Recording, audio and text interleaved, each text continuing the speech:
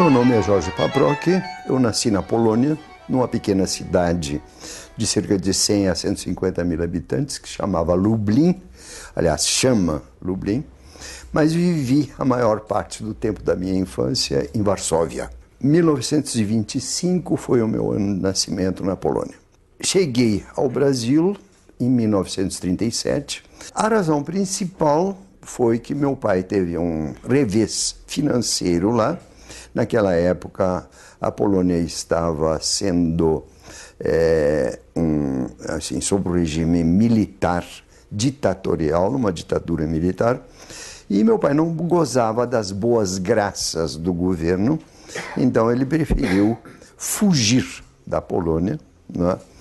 E o Brasil era um dos países que aceitava imigrantes com grande facilidade, né? Aliás, isso é consequência ainda de uma política do Pedro II, que queria branquear o Brasil, né? E, na época, o governo aqui era do Getúlio Vargas, e ele também tinha a mesma filosofia. Queria diminuir o número de pretos, de negros no Brasil, né? Moramos, inicialmente, numa pequena cidade do interior do Rio Grande do Sul, chamada Erechim, onde se concentrava a maior parte da colônia polonesa no Brasil, onde meu pai exerceu o cargo de professor de escola primária. Naquela época, as colônias estrangeiras, como italiana, alemã, polonesa, que mantinham as suas próprias escolas elementares, onde os filhos dos imigrantes podiam aprender a falar, contar, escrever e ler, né? Depois eu fiz o ginasial em Porto Alegre, o colegial, parte do colegial em Curitiba, e nesse interim meus pais mudaram para Belo Horizonte. Olha, em 1948 que eu cheguei, cursei um ano do colegial no Colégio Arnaldo e depois um ano no Colégio Estadual. E aqui é que eu fiz o vestibular de medicina e cursei o curso médico. Durante a minha infância e adolescência, eu convivi com um caso de depressão muito grave, que era a minha mãe, sabe? E esse acompanhamento de uma situação assim, eu acho que me fez escolher psiquiatria. Quer dizer, quando eu entrei na escola de medicina, eu já estava decidido a fazer psiquiatria, desde o primeiro ano. E isso me facilitou as coisas, porque eu fui estagiário no Instituto Raul Soares, do segundo até o último ano de medicina, que me permitiu ter uma vivência muito grande com o hospital psiquiátrico, não é? Quando eu me formei, período de 55 a 56, eu fui indicado por um dos meus ex-professores para lecionar fisiologia do sistema nervoso e farmacologia do sistema nervoso na Faculdade de Medicina de Juiz de Fora, que estava sendo fundada, né? E houve uma espécie de acordo de cavalheiros entre mim e a direção da escola, de que quando o curso atingisse o estágio de psiquiatria, que era no quinto ano, eu seria candidato para ocupar essa disciplina. Só que isso não foi cumprido, esse acordo de cavalheiros não foi cumprido, e eu voltei para Belo Horizonte. Eu tenho uma grande dívida de gratidão a dois pesquisadores muito importantes aqui de Minas Gerais. Um é um judeu italiano chamado Giorgio Schreiber, que era professor de biologia e que introduziu a genética em Minas Gerais. E eu fui aluno e estagiário voluntário lá, e ele realmente me introduziu na área de pesquisa séria, na fundamentação de pesquisa séria. Um segundo pesquisador muito importante, a quem eu devo muito, chamava José Pellegrino, não é? Um pesquisador na área de esquistossomose e doença de Chagas, e com quem eu também estagiei. E esses dois professores foram fundamentais da minha formação científica. Depois da minha volta a Belo Horizonte, eu passei a trabalhar no Estado, na Secretaria de Saúde, como psiquiatra, e naquela época estava sendo fundado o Hospital Galba Veloso, que precisava de profissionais. Eu passei a trabalhar no serviço público e, concomitantemente, fui convidado para ser professor adjunto, professor auxiliar, na Faculdade de Ciências Médicas, onde eu passei a lecionar durante alguns anos psiquiatria.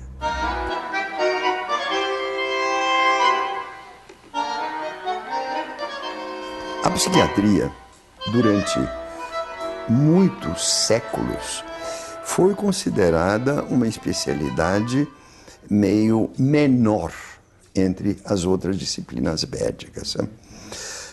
O psiquiatra, de certa forma, era considerado um marginal, meio louco, meio filósofo, e que não dispunha de procedimentos terapêuticos eficazes. A gente pode dividir a psiquiatria, a evolução da psiquiatria, em duas etapas. A primeira metade do século XX, em termos terapêuticos, se caracteriza pela etapa que nós chamamos de terapêuticas biológicas ou terapêuticas de choque. De uma maneira geral, eram terapêuticas muito agressivas, violentas, né? Assim, muito semelhantes a técnicas de tortura, vamos dizer assim, e que consistiam de insulinoterapia, coma insulínico, eletroconvulsoterapia, cardiazolterapia, que era uma outra forma de provocar convulsões nos pacientes, não é? Piretroterapia, que era a provocação de febre nos pacientes. Eram terapêuticas muito agressivas, não é? E empíricas, sabe? Alguém constatou acidentalmente que um desses procedimentos acarretava melhoras em alguns pacientes, e isso foi continuado durante 50 anos, inclusive porque ainda não havia uma metodologia de aferição de resultados baseada em métodos estatísticos até os anos de 50, 60. Nos anos 50, apareceu o primeiro antipsicótico, que se chamava Amplictil, né? Depois seguido por outro antipsicótico, 3 ou 4 anos depois, muito importante, que pertencia ao grupo das chamadas butirofenonas e que chamava haloperidol. E isso trouxe um grande avanço no tratamento de psicoses como esquizofrenias. 10 anos depois, em 1960, surgiram duas outras categorias de psicofármacos. Os antidepressivos, o primeiro deles, mais importante, que existe até hoje e que é o padrão de ouro de aferição de antidepressivos, chamava-se imipramina tofranilo. Foi o primeiro antidepressivo descoberto na Suíça, tá? E que também revolucionou a terapêutica psiquiátrica, evitando que os pacientes que eram anteriormente submetidos a eletrochoque pudessem ser submetidos a tratamentos farmacológicos mais suaves, mais humanos, vamos dizer assim. E logo em seguida os ansiolíticos, o primeiro deles foi o diazepam, no início da década de 60, e que possibilitou o tratamento das chamadas grandes ansiedades, né? Ansiedade generalizada, doença do pânico, doença, fobia social, transtorno obsessivo-compulsivo e mais uma série de outros, né?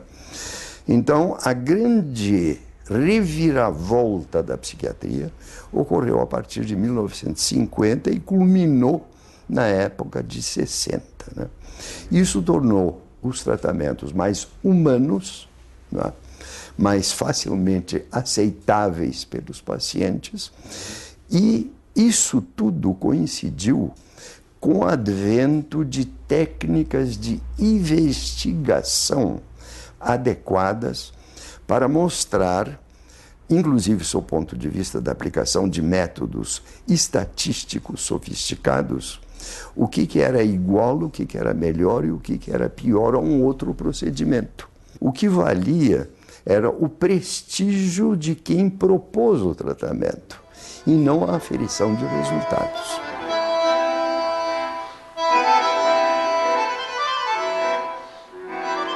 Naquela época, 1960, houve o grande desenvolvimento de psicofármacos por parte da indústria farmacêutica multinacional. E essas indústrias, para lançar um medicamento novo, havia uma exigência no plano internacional, que era a de fazer um determinado número de pesquisas com um produto novo na fase pré-lançamento comercial. E como havia uma grande pletora de medicamentos novos, os pesquisadores locais dos países onde havia as sedes dessas indústrias farmacêuticas simplesmente não estavam dando conta de realizar esse grande número de pesquisas pré-lançamento. Então, isso obrigou a essas indústrias, ou pelo menos algumas delas, a procurar pesquisadores em países chamados em desenvolvimento.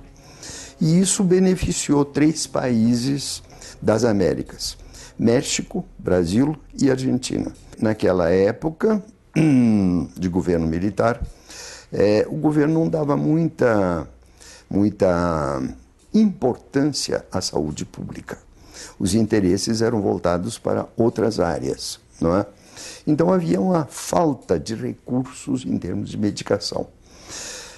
O fato das indústrias realizarem essas pesquisas aqui propiciavam uma fartura muito grande de medicamentos e de exames. Em suma, a assistência psiquiátrica pública de Minas Gerais foi muito beneficiada por isso. E também ajudou a elevar o status dos nossos hospitais. Nessa época, tanto no plano nacional quanto no plano internacional, em função da minha participação de congressos onde esses trabalhos eram apresentados, fez com que o Hospital Galba Veloso, que é um hospital da Secretaria de Saúde, ganhasse um certo prestígio, mesmo no plano internacional, como um centro de pesquisas importante. Minas Gerais foi o primeiro centro, sabe? Apesar de haver centros importantes em São Paulo, Rio e Bahia, a pesquisa psicofarmacológica no Brasil começou em Belo Horizonte, no Hospital Galba Veloso, sob os auspícios, vamos dizer assim, do que se chamou logo depois de Fundação Estadual de Assistência Psiquiátrica, FEAP. O que nos introduziu, todos os psiquiatras, eu inclusive, na pesquisa psicofarmacológica da época, foi a procura por parte de executivos, por parte de diretores científicos da indústria farmacêutica multinacional que estavam precisando de mão de obra local. Então a oferta era simples: precisamos testar esses medicamentos, ou esse medicamento em particular, em depressão. Pagamos tanto, o prazo é X, e os direitos que você adquiria de apresentar esse trabalho num congresso internacional. Na época, houve um pouco de mal-entendidos, de misunderstanding, por parte de alguns setores meio nacionalistas, de que a indústria farmacêutica multinacional estava transformando em cobaias os pacientes brasileiros, né? Na realidade, é mais ou menos isso. Esses pacientes eram testados com medicamentos novos, mas havia uma disputa nos países desenvolvidos para ser cobaia, porque era um progresso. Geralmente, esse paciente recebia um tratamento de medicamentos novos, não é? Que ainda não estavam disponíveis no mercado e eram muito caros, não é? E tudo isso era feito com o máximo de segurança, nenhuma indústria farmacêutica correria o risco de se desmoralizar numa pesquisa dessas. Então, antes que os medicamentos chegassem a ser testados, o que se chama em anima nobile no homem, eles passavam por testes exaustivos na fase de laboratório com pesquisa animal.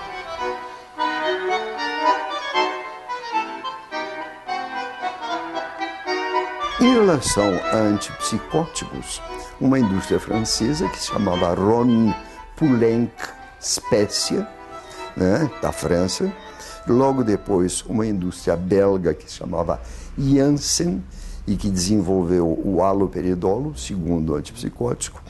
A terceira indústria que deve ser mencionada assim como pioneira é, na época, a Ciba-Geigy. Atualmente ela se chama Novartis, à custa de várias fusões que ela sofreu, mas era a Ciba-Geigy, né? Então a Bayer, a Ciba e a Geigy que lançaram os primeiros antidepressivos, imipramina tofranil e clorimipramina anafranil. E por falar em clorimipramina anafranil, nós temos o privilégio do lançamento americano, sul e norte-americano, ter sido realizado no Hospital Galba Veloso. A grande festa, vamos dizer assim, promocional de lançamento foi realizada no Galba Veloso. A primeira vez que Belo Horizonte entrou nesse eixo de lançamentos foi com um antidepressivo, clorimipramina anafranil, que foi pesquisado aqui. Sabe? Na área dos ansiolíticos foi o laboratório Roche, que desenvolveu todos os ansiolíticos existentes até hoje.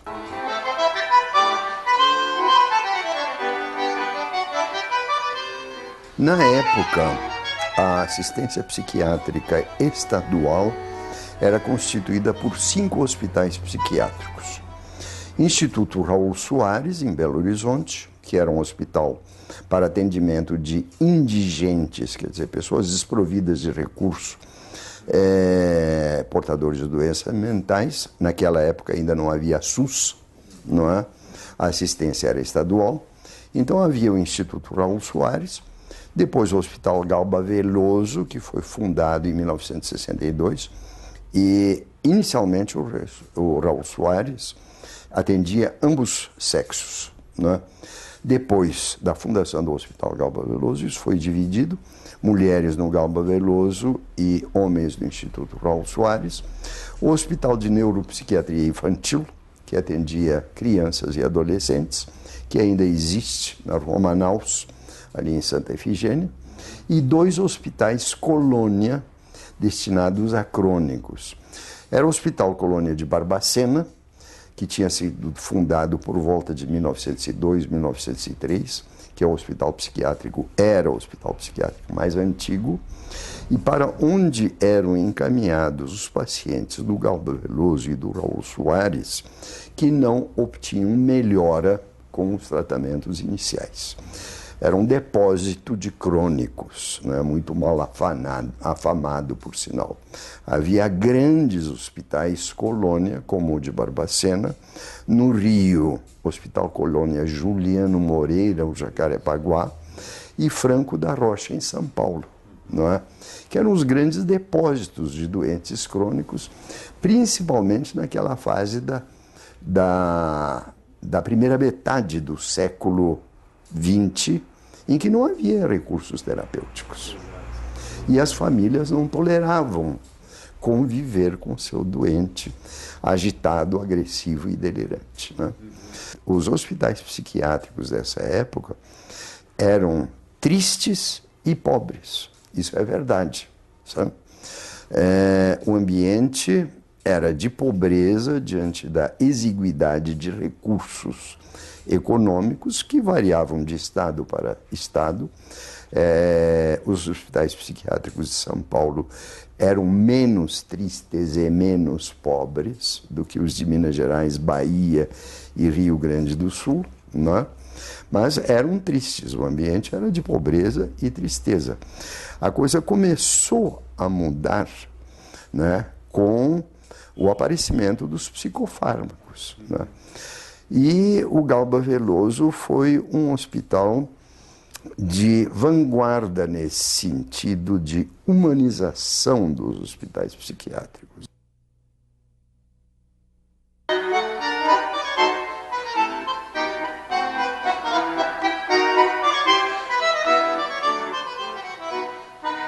Quando eu voltei para Belo Horizonte, precisava trabalhar, precisava de um emprego também, além da minha atividade na clínica privada. E a Secretaria de Saúde estava oferecendo vagas para psiquiatras, porque o Hospital Galba Veloso estava sendo fundado. Então, houve essa conjugação de meu interesse e eu fui nomeado para o hospital. O meu antecessor, o diretor do hospital, Hélio Durães Alquimim, que dirigiu o hospital durante 2 anos antes de mim, estava se afastando do serviço público e eu fui convidado pelo secretário de saúde da época, que era o Clóvis Salgado, a ocupar a direção do hospital. 6 enfermarias de 50 pacientes cada. Então a primeira enfermaria, que era a minha enfermaria, onde eu sempre trabalhei, apesar de estar na direção do hospital, eu fiz questão de nunca me afastar. Em relação aos medicamentos pesquisados aqui, eu poderia dizer que os principais lançamentos da época foram testados no Galba Veloso. Só que uma coisa que o leigo não percebe bem é o seguinte, que entre cada 10 medicamentos que se pesquisa, apenas um dá certo e persiste no mercado, né? Então, entre esses que deram certo, né, foi o Amplictilo, o primeiro antipsicótico, depois o segundo antipsicótico, o haloperidol, o primeiro antidepressivo, imipramina, tofranilo, o segundo antidepressivo, clorimipramina, anafranilo, um antipsicótico extremamente interessante, que recebeu o nome de Anatensol Depot, o nome químico é enantato de flufenazina, foi o primeiro antipsicótico de ação prolongada. Eram medicamentos injetáveis que tinham um tempo de ação prolongada, de 15 em 15 dias ou de 20 em 20 dias. Né? O que facilitava as coisas, principalmente hospitais como o Hospital Colônia de Barbacena, onde o número de auxiliares de enfermagem era muito reduzido. Assim, praticamente um enfermeiro para 100 pacientes. Só que junto com esses medicamentos que eu mencionei, foram testados aproximadamente 25 a 30 outros que não deram certo, em que durante o ensaio se comprovava que eles não tinham absolutamente nenhuma vantagem em relação aos já existentes. Então, a indústria não lançava esses medicamentos e também não gostava de publicar os resultados negativos. Então, isso era enterrado. Quando eu assumi a direção do hospital, e isso coincidiu mais ou menos com o advento dos psicofármacos, eu herdei uma equipe de psiquiatras velhos que não estavam familiarizados com o uso de novas terapêuticas, que eram já funcionários do Estado lotados nos hospitais. Então eu tive que formar psiquiatras jovens que se tornassem aptos a produzir diante do advento dos psicofármacos. Essa é que foi a origem da residência. A residência, o nome residência médica, é uma forma de formação de pós-graduação junto com a praxis, junto com a prática hospitalar. Na época, a Faculdade de Ciências Médicas era regida por um triunvirato. Professor Lucas Machado, professor Elias Murat e professor Tancredo Alves Furtado. Esses diretores das ciências médicas queriam que as ciências médicas, já que não podia competir com a Universidade Federal e com a Faculdade de Medicina da UFMG no plano de graduação, porque a Federal tinha muito mais recursos, eles passaram a incentivar a fundação de pós-graduações para competir nessa área. A primeira residência que foi fundada na Faculdade de Ciências Médicas, devido a essas razões, foi a residência de dermatologia com o professor Tancredo Alves Furtado. Depois a residência de oftalmologia com o professor Quiroga e a terceira residência foi comigo de psiquiatria e que se constituiu realmente na primeira residência do estado de Minas Gerais. Até naquela época, a psiquiatria de Minas Gerais tinha muito pouco contato com outras psiquiatrias estaduais. O fato é que eu achava muito importante que houvesse esse contato, inclusive porque em muitas áreas da psiquiatria, os outros estados estavam mais avançados do que nós, principalmente os gaúchos, sabe? E por razões muito interessantes. Durante e um pouco antes da Segunda Guerra Mundial, houve uma grande migração de profissionais, principalmente de profissionais judeus, que fugiam da perseguição nazista. E entre eles muitos psiquiatras. E um grande número desses psiquiatras se radicou na Argentina, que era mais atraente que o Brasil para essa especialidade. Era mais rico e mais adiantado culturalmente. Então, a psiquiatria, e em particular a psicanálise argentina, né, teve um grande progresso com essa migração de psiquiatras e psicanalistas judeus.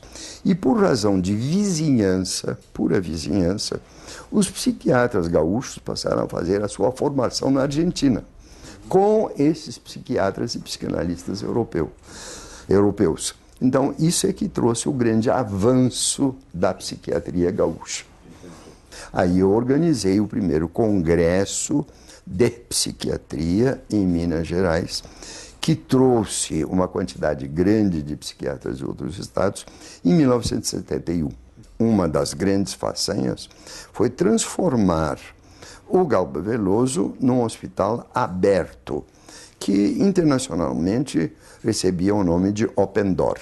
Quer dizer, os pacientes passavam que antes eram confinados ou aos seus quartos ou ao pátio e recebiam visitas dos seus familiares apenas uma vez por semana. Eu abri as visitas para os pacientes serem visitados todos os dias, nas próprias dependências da enfermaria, o que ajudava e propiciava com que os familiares participassem da dinâmica do hospital e exigissem uma qualidade melhor dos serviços, porque eles viam o seu doente, que não tinham tomado banho, que não tinha sido bem alimentado e assim por diante, já que ele podia ver o seu paciente todo dia. Isso foi rotulado pela comunidade local como uma loucura do Paproc. Assim, isso era uma cópia do que acontecia em outros países. Quer dizer, o advento dos psicofármacos propiciou essa humanização e essa abertura. Os pacientes eram convidados a trabalhar nas dependências dos hospitais em termos de lavanderia, almoxerifado, cozinha, faxina do hospital, participar da vida do hospital, o que os tirava da ociosidade maligna de ficar no pátio tomando sol, não é?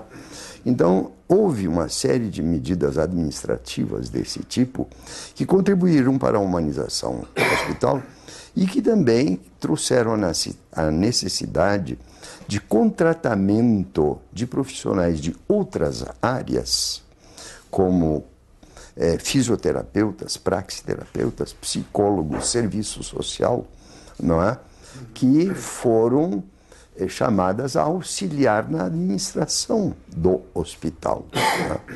Então, isso trouxe realmente, transformou o Hospital Galba Veloso num modelo de assistência hospitalar. E isso conduziu necessariamente, inevitavelmente, para uma situação de liderança minha.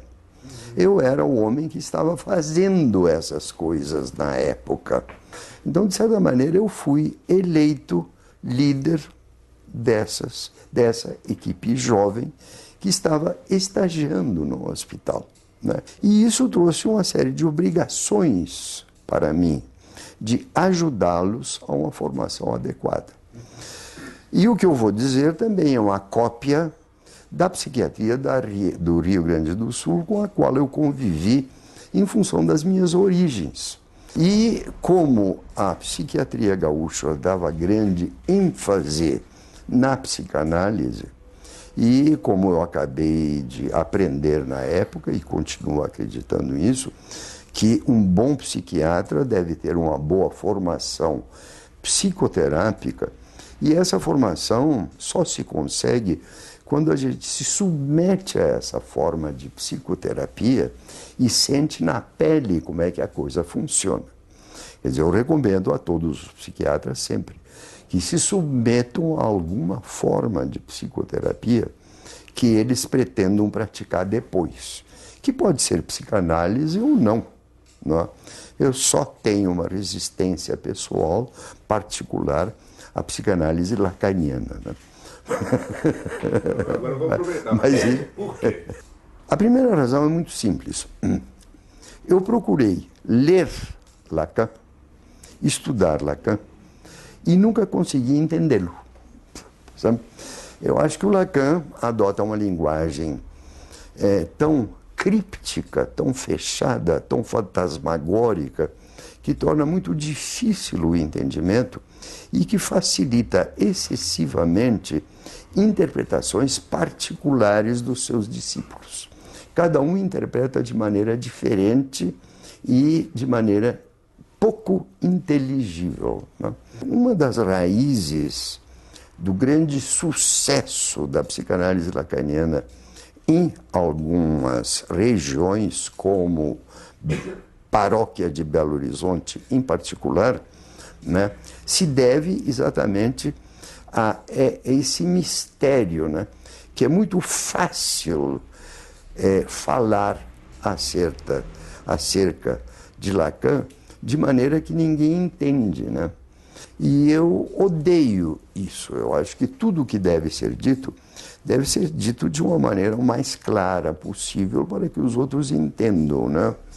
Então, essa é a minha primeira e maior restrição à filosofia lacaniana, né? E eu tenho a impressão que a lacanagem está se transformando em uma religião. E isso eu também abomino. Assim, uma religião fanatizada, né? Eu acho que a ciência deve ser uma coisa clara, aberta, lúcida e compreensível para todos, né? E não algo misterioso. Olha, eu comecei o meu tratamento psicanalítico na época que eu estava em Juiz de Fora ainda, com uma psicanalista de grande renome nacional, chamava Iracy Doyle, e que morava no Rio de Janeiro.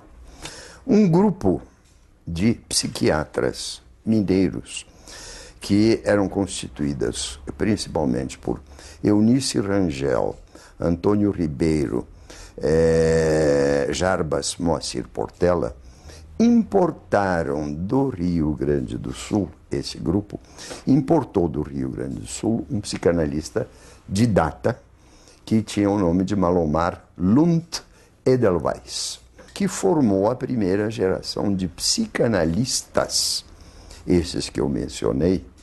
E eu procurei estimular que todos os residentes e estagiários do Galba Veloso enriquecessem a sua formação, submetendo-se a tratamento psicanalítico, viessem a ser psicanalistas ou não. Isso é um enriquecimento e eu acho que vale essa recomendação até hoje.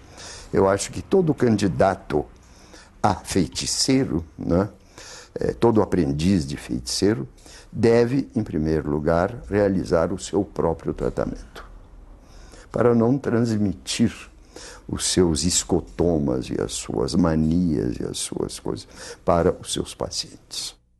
Esse período de 50 até 70 foi um período de grande efervescência no plano internacional com o advento das terapêuticas farmacológicas.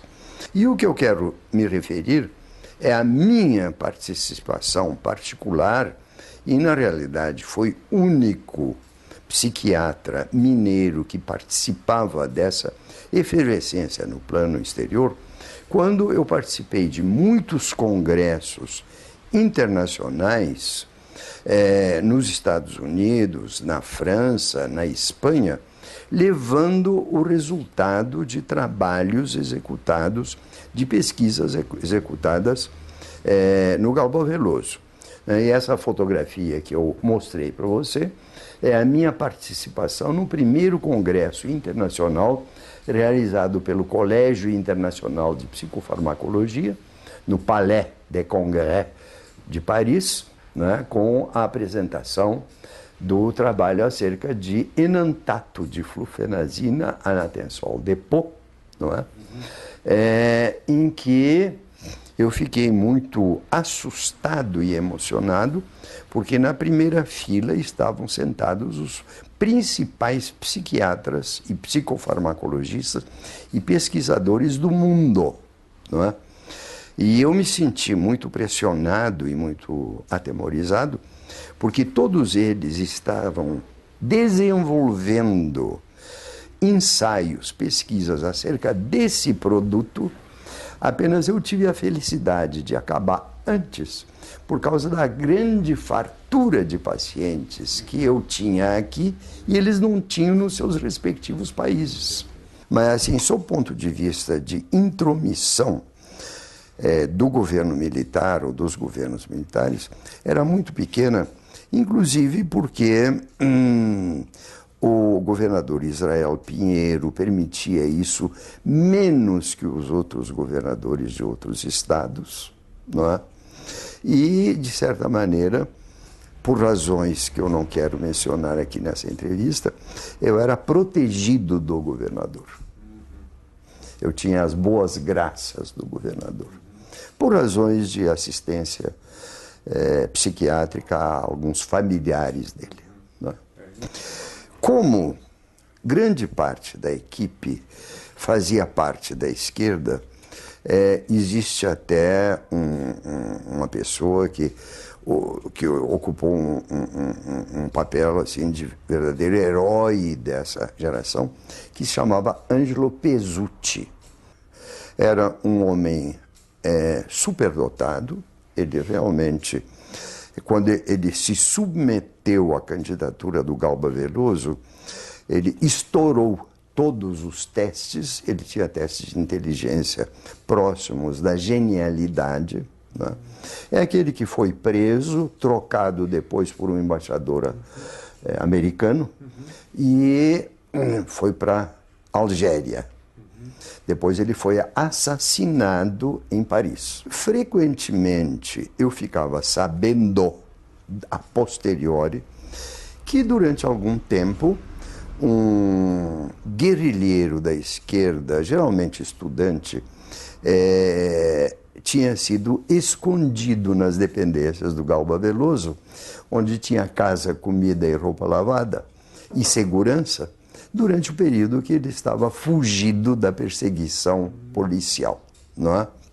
Eu procurava me intrometer pouco com isso e ficava sabendo depois, não é? Deixa quieto. Deixa quieto, né? Aconteceu várias vezes, não é?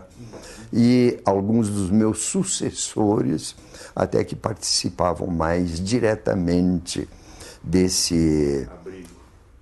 do que eu. Por volta de 68, 69, essa estrutura que eu descrevi de 5 hospitais psiquiátricos foi transformada numa fundação que o secretário de Saúde e o governador, na época, o Israel Pinheiro, julgavam que uma descentralização dessas áreas facilitaria o aspecto administrativo desses hospitais.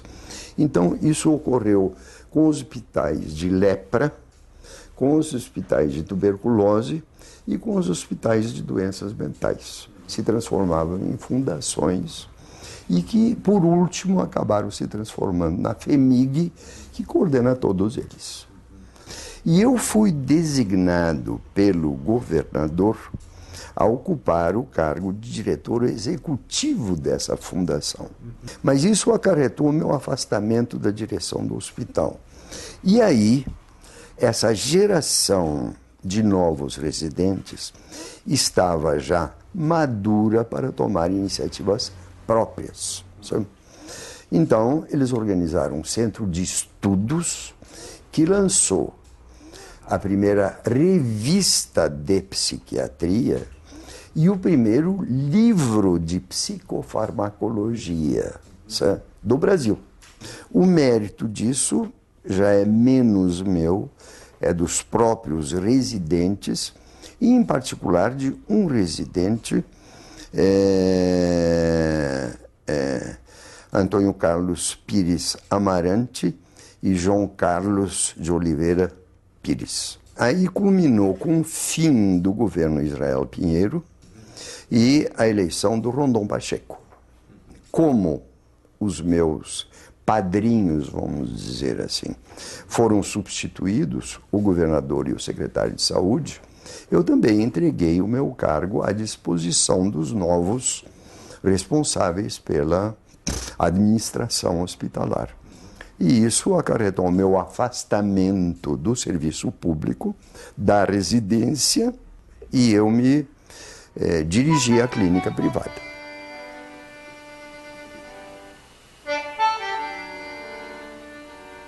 A tomada de consciência por parte da sociedade médica e da sociedade geral que valeria a pena investir no tratamento de doentes mentais, não é? Passou a existir somente na segunda metade do século XX, com o advento dos psicofármacos. Aproximadamente 35% a 40% dos pacientes esquizofrênicos são capazes de voltar a uma vida normal. Os restantes 2/3 se dividem em 2 categorias.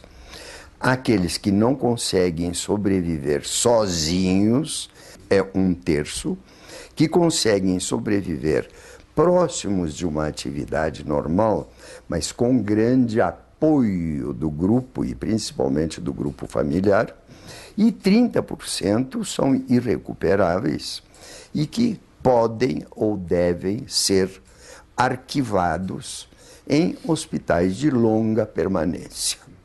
Essa é a estatística do que ocorre no estado atual da arte em termos de tratamento das psicoses.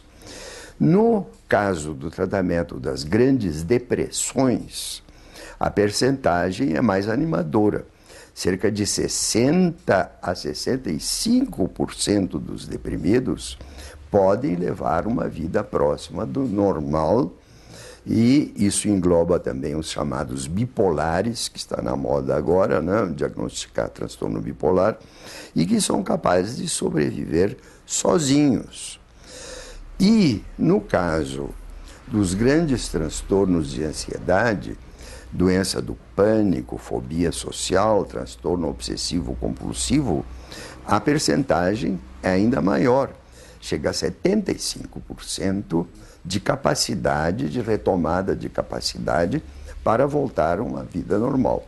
Então, 35% nas psicoses, 65% nas depressões e 75% nas grandes ansiedades. Então, é um bom investimento. Antes de 1950, não valia a pena investir, né? Então, a assistência psiquiátrica era principalmente hospitalar, de certa maneira contaminada pelo desejo de proteger a sociedade dos perigos do louco, não é? Isso era uma farsa. Esses perigos não existiam. Havia uma repulsa por parte do comportamento maluco, vamos dizer, doido, né? Mas não havia riscos reais, né?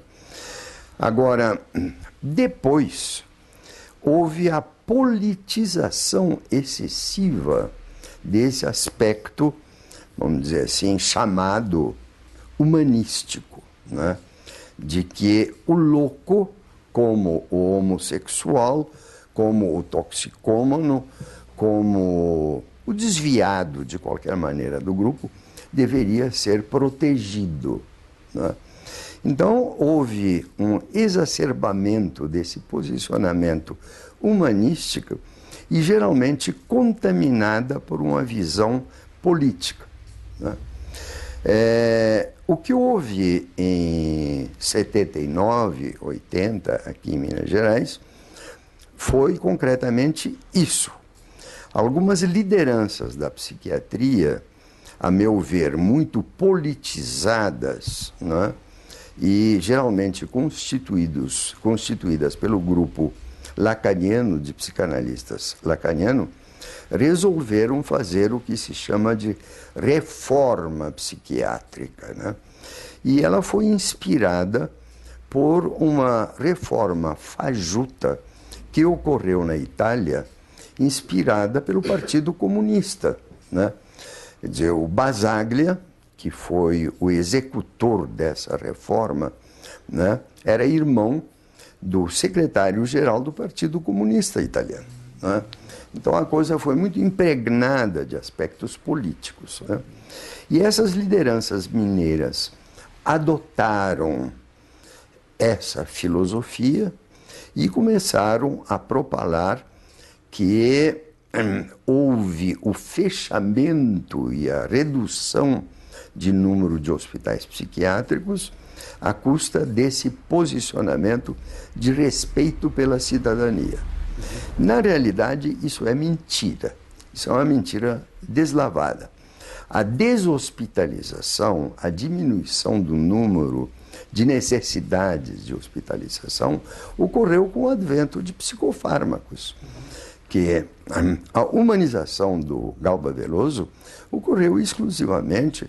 Os pacientes deixaram de ser presos simplesmente porque não precisavam mais ser presos, porque respondiam bem aos tratamentos psiquiátricos. Só que transformar um asilo num hospital humano leva mais tempo e é mais caro do que simplesmente despejar os hospitais psiquiátricos, os pacientes psiquiátricos na rua. E é isso que concretamente foi feito em Minas Gerais.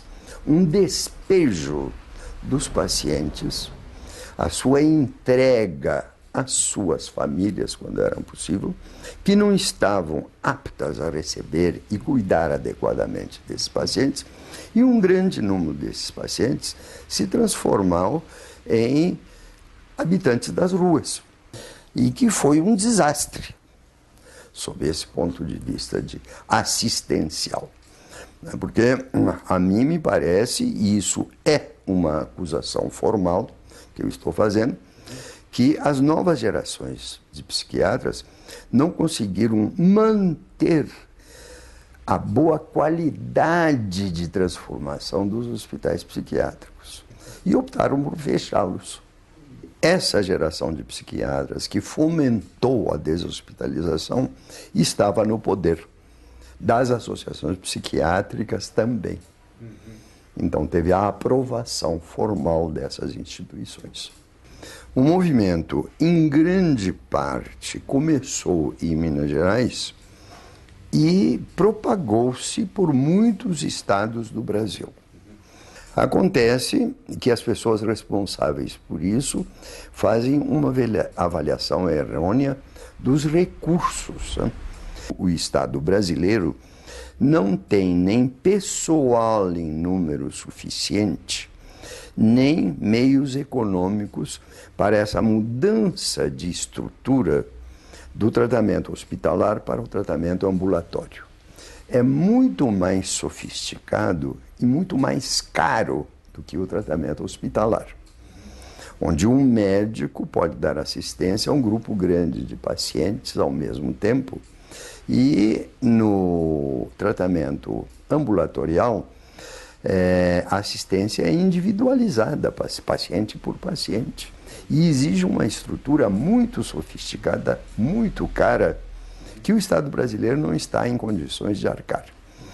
Esse modelo seria ótimo em termos humanos, se fosse factível em termos econômicos e de pessoal habilitado. Concretamente, não é. Na Inglaterra, nos Estados Unidos e em alguns países europeus, inclusive na Itália, já é considerado um fracasso.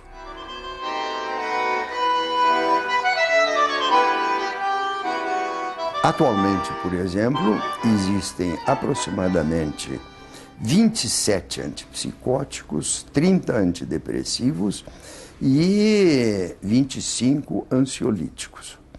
Os técnicos da Organização Mundial de Saúde acham que 1/3 disso seria suficiente para dar cobertura a 99% das doenças.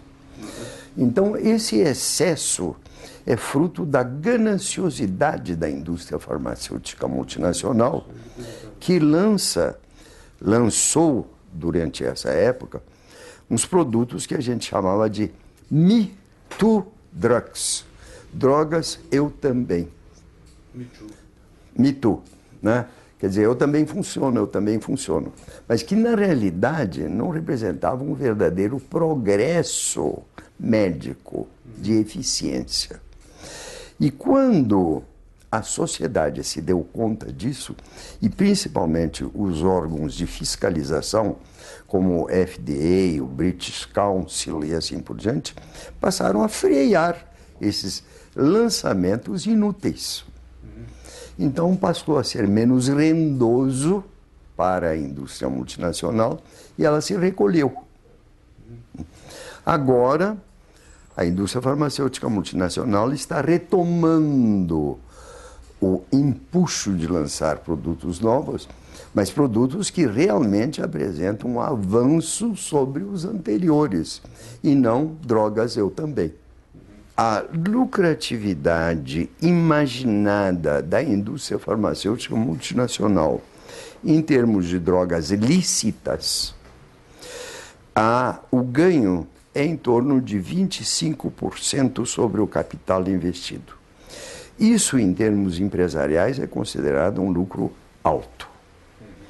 Mais do que isso, mais rentável do que isso, é a indústria de automóveis, depois de armas e depois de drogas ilícitas, que chega a 100%, não é? Mas o motor principal continua sendo inventar medicamentos que sejam úteis e, portanto, rentáveis. Só medicamentos úteis não interessam.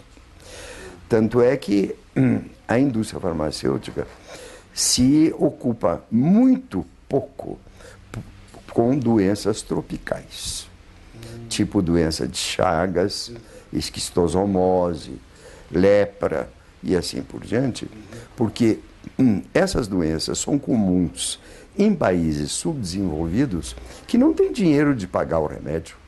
Frequentemente surgem doenças psiquiátricas, às quais era dada pouca importância quando é lançado um produto rentável para aquela doença. Então, aquela doença é enfatizada, ressuscitada e badalada. Fobia social, ou fobia de desempenho social. Isso somente aconteceu a partir de 1982, 83, né? E a doença de pânico também, a qual não se dava importância, quando surgiram medicamentos apropriados para essas enfermidades. De todos os medicamentos que existem, no mundo de qualquer especialidade, só 3% foram desenvolvidos em instituições universitárias. 97% foram desenvolvidos por indústrias farmacêuticas multinacionais, que são as únicas que têm capital para esse investimento. Porque, atualmente, desenvolver um produto novo custa 800 a 900 milhões de dólares. Eu não estou falando $1.000. 900 milhões de dólares e 10 anos de pesquisa. Isso não existe universidade, nem pública, nem privada, que tenha dinheiro para bancar.